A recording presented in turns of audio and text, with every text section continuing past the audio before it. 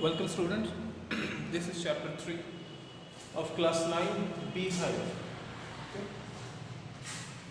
Today we are going to discuss about a poem from chapter 3, Rain on the Roof, written by Kurt. Okay. First of all, what has this poem been written about?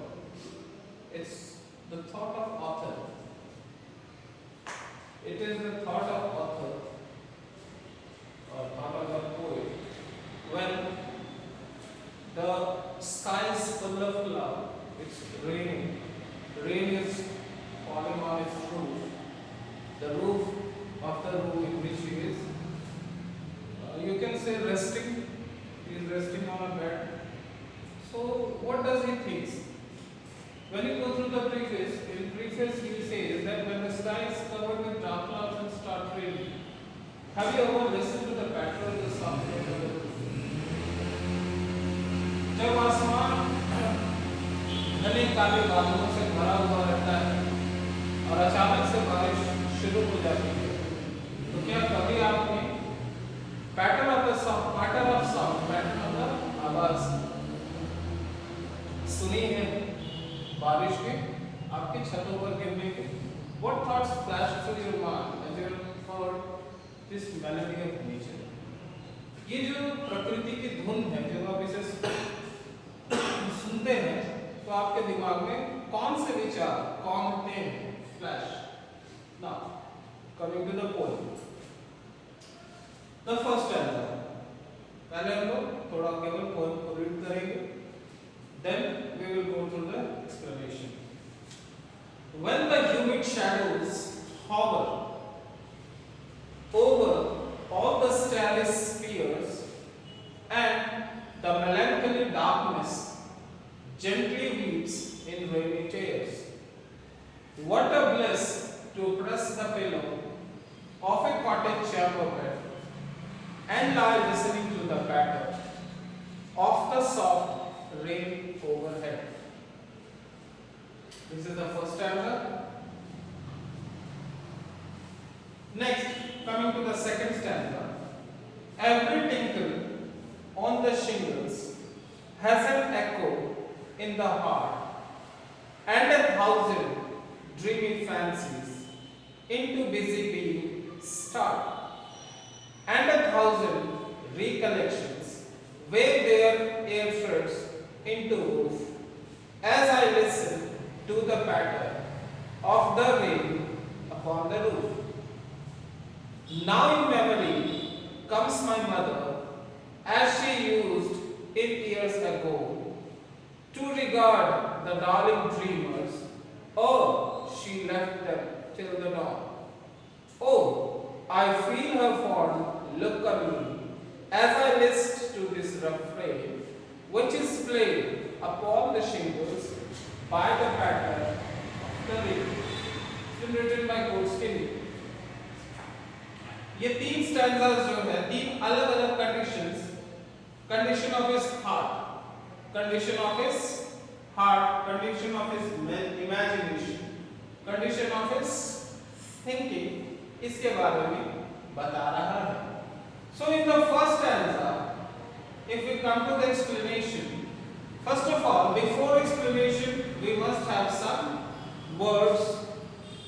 When the humid shadows hover, humid का मतलब होता है anything that contain water or moisture. Shadows, the shadows यहाँ पर refer किया गया है shadows way to the clouds, black clouds, the rainy clouds, they have been called as shadows. Hover means mandrana. So humid shadows hover, humid shadows hover, humid नमी वाले या पानी वाले shadows, काले बादल मंडराते हैं. Overall the starry spheres, starry का मतलब होता है जो दिखता है, जो दिखाई दे सकता है. ऊपर, ऊपर क्या दिखता है? आसमान. और spheres यहाँ पर उस गोले को या उस हमारे आसमान छत को कहा गया है.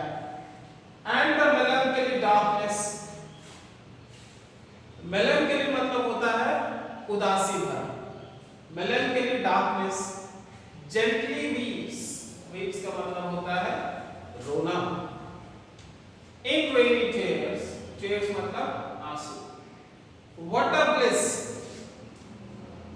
Bliss to press the pillow of a cottage chamber bed and lie listening to the patter. यहाँ पैटर का मतलब आवाज होता है of the soft rain overhead.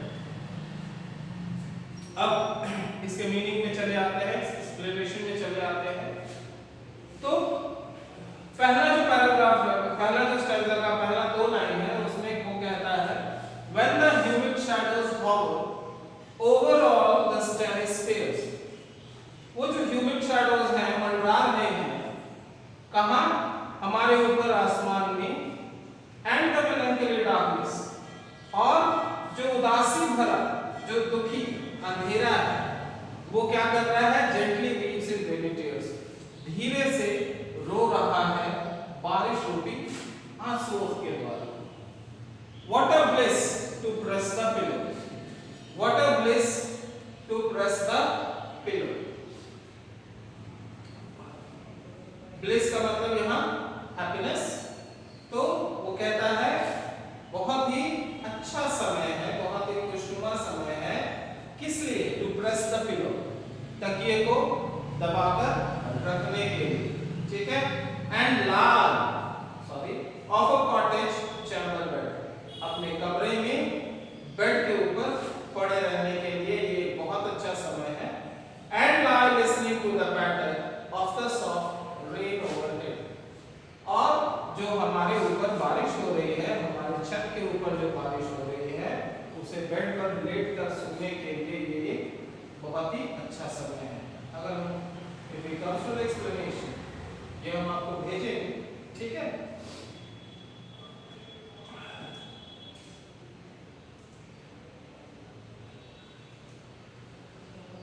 उसके बाद coming to the next stanza,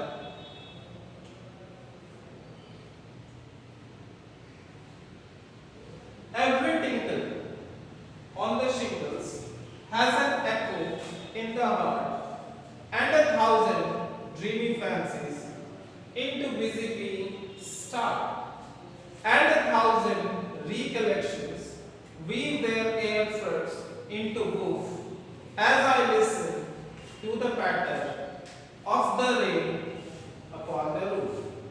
This is the second stanza. Coming to the explanation, first of all, the hard words. Here we have written tinkle. The first line contains tinkle. Tinkle का मतलब होता है कोई भी चीज जब आवाज होती है, थोड़ी सी कम आवाज, थोड़े समय की जो आवाज होती है, उसे हम लोग टिंकल कहते हैं। उसके बाद शिंगल्स जो छत के ऊपर जो टाइल्स यूज किए जाते हैं लकड़ी के, वो शिंगल्स कहलाते हैं। एको तो जानते हैं क्या होता है, जिसको हम लोग हिंदी में मतलब साइंस के अकॉर्डिंग जो साउंड टकरा कर वापस आता है हमारे पास, the reflected sound is called as echo. यहाँ दिया हुआ है रिपीटेड साउंड। उसके बाद वूफ का वेब, इसका मतलब होता है the thread woven across the loom, मतलब हथकरघे के ऊपर जब हम धागे को बुनते हैं तो उसे वूफ कहते हैं। पैटर्न, फिर से आ गया pattern, sound of the raindrops falling on roof और busy the human beings who are busy. तो coming to the stanza, every tinkle on the shingles, जब वो बूंदें गिर रही हैं शिंगल्स के ऊपर तो उनसे टिंकल की आवाज आ रही है, मतलब बूंदें जब टाइल्स के ऊपर, छत के ऊपर टकरा रही हैं तो उसके कारण बहुत पतली सी ध्वनि आ रही है, हल्की सी ध्वनि आ रही है, छोटे समय की ध्वनि आ रही है। Has an echo in the heart, और उन आवाज के चलते मेरे हृदय में एक एको हो रहा है। क्या एको किस कारण का हो रहा है या क्या है एको में? एंड 1,000 ड्रीमी फैंसीज, और बहुत सारे हजारों ड्रीमी फैंसीज, सपनों की कल्पनाएं हमारे इनटू बिजी बीइंग स्टार्ट, और हमारे दिमाग में घूमने लगती है। एंड 1,000 रिकलेक्शंस, बहुत सारी पुरानी यादें, ठीक है। यहाँ ड्रीमी फैंसीज मतलब कल्पनाएं, और यहाँ रिकलेक्शन का मतलब यादें, पुरानी यादें, weave their air threads into the roof। और वो क्या कर रहे हैं, हमारे जो कल्पना रूपी है, हमारे जो दिमाग रूपी मानस या मानसिकता, उसमें वो कल्पनाओं और यादों से एक वूफ यानी उसके ऊपर एक धागा, यादों का एक धागा बोल रहे हैं। As I listen to the patter of the rain upon the roof। कब? जब मैं सुन रहा हूं छत के ऊपर बारिश की आवाज बनेगा। Now next coming on to the second stanza, third stanza, this is the third stanza, the last one। Now in memory comes my mother, as she used it years ago to regard the darling dreamers, or she left them till the dawn। Oh, I feel her fond look on me as I listen to this refrain, which is played upon the shingles by the patter of the rain। अब memory, यादें, अगो मतलब जो चला गया है, बीत गया है, ड्रीमर्स सपने देखने वाले, डार्लिंग प्रिय, और ये एक फ्रेज की तरह यूज किया गया है, या तो she left them till the dawn, सुबह होने तक। उसके बाद रेफरेन या ये कह सकते हैं रेफरेंस, और फिर से वही सिंगल है, पैटर्न। तो जब हम इसको एक्सप्लेन करते हैं तो एक्सप्लेनेशन में क्या आएगा, अब मेरी यादों में मेरी माँ चली आती है। कब?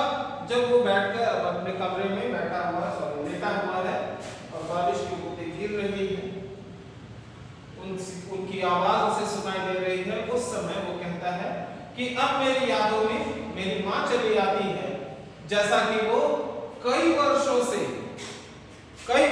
से आ रही है। To regard the darling dreamers, उन जो डार्लिंग ड्रीमर्स मदर है, माँ है, माँ के लिए डार्लिंग ड्रीमर्स कौन है? ऑथर है, उसका सन है, तो वो उसी के बारे में कह रहा है। तो वो आखिरी स्टैंजा में वही फिर उस अपनी माँ के बारे में वो कह रहा है कि वो रिगार्ड द डार्लिंग ड्रीमर्स, किसी चीज को जब रिपीट किया जा रहा है तो वो रेफरेन होता है। तो वो कहती है कि वो कहता है कि मेरी माँ जो है मुझे, क्योंकि मैं उसका डार्लिंग था, मैं उसका बेटा तो वो मुझे सुबह तक, dawn तक सोने दे दिया करती थी। Oh, I feel her fond look on me, मैं अभी भी महसूस कर सकता हूँ उसके प्रेम भरे जो निगाह थी, प्रेम भरी जो आंखें थी, जो जिससे वो मुझे देखा करती थी। As I listen to this refrain, जब मैं इस रेफरेन को याद कर रहा हूँ, इस रेफरेन को लिस्ट कर रहा हूँ, सामने लिख रहा हूँ, तो यहाँ रेफरेन का अर्थ हो गया कोई ऐसा हिस्सा जिसको बार बार रिपीट किया जाता है किसी गाने पे। यहाँ पर साउंड ऑफ रेन जो से उसके बाद का पैराग्राफ लाइन में आएगा, which is played upon the shingles by the patter of the rain। तो ऐसी आवाज जो बार बार रिपीट हो रही है, ऐसा गाने का वो हिस्सा जो बार बार रिपीट हो रहा है। तो यहाँ गाने का कौन सा हिस्सा है? The sound of the pattering made by the droplets of the rain which is produced by raindrops falling on shingles। ठीक है, तो यहाँ पर 3 स्टैंजास हैं। 3 स्टैंजास में आप देख सकते हैं कि पहला स्टैंजा वो अपने कमरे में पड़ा हुआ है और वहां पर बारिश शुरू होती है, तो वो कहता है कि ये सबसे बेहतरीन समय है बारिश की आवाज को सुनते हुए और तकिए को दबाकर अपनी पुरानी यादों को याद करने का। उसके बाद सेकंड स्टैंजा में वो उसको शुरुआत ला रहा है कि कौन कौन सी यादें या किस तरह से वो वहां पर बैठा हुआ है, लेटा हुआ है, क्या हो रहा है लेटने के दौरान, और आखिर में थर्ड स्टैंजा में किस प्रकार की यादें उसको आप उसके दिमाग में आ रही है, उसके बारे में वो बता रहा है। It's written by Coates Kinney. ठीक है, इसका एक्सप्लेनेशन जो है आपको फिर पीडीएफ के तौर पर मिलेगा, उसको आप अच्छी तरह से एक्सप्लेनेशन को अच्छी तरह से याद करेंगे और कोशिश करेंगे कि वो आपको याद रहेगा। Thank you for today.